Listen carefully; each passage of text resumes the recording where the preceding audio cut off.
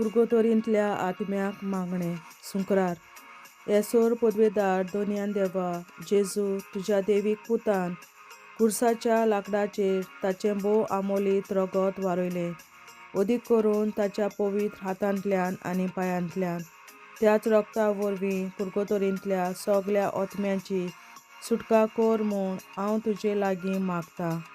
खेरीतपणी हांव मागतां ह्या त्या आत्म्यां पासून जांचे खातीर हांवें मागूंकूच जाय.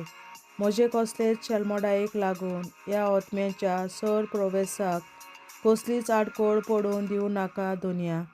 तो बेगीनूच स्वर्गार पावूं तुज्या मोगा खातीर तुका वाखाणूं आनी तुजी तुस्त करूं सस्तांच्या सस्नांक. आमेन.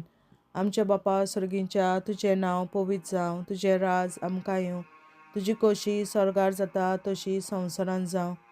आनी आमचो दिसपटो गिरास आयज आमकां दी आनी आमी आमचेर चुकलोल्यांक बक्षिता तशी आमची पातकां मोगोस आनी आमकां ताळणेन पडोवन दिवं नाका पूण वायटांतली आमकां निवार. आमेन.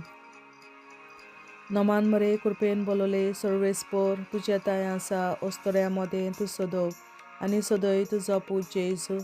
बागीन मरे देवाचे माये आमा पियां खातीर विनंती कर आतां आनी आमच्या मरणाच्या वेळार. आमेन. सासणांचो विसव तांकां दी दोनया आनी सासणांचो उजवाड तांचेर पडजळूं सवस्कायेन तीन तारावूं. आमेन.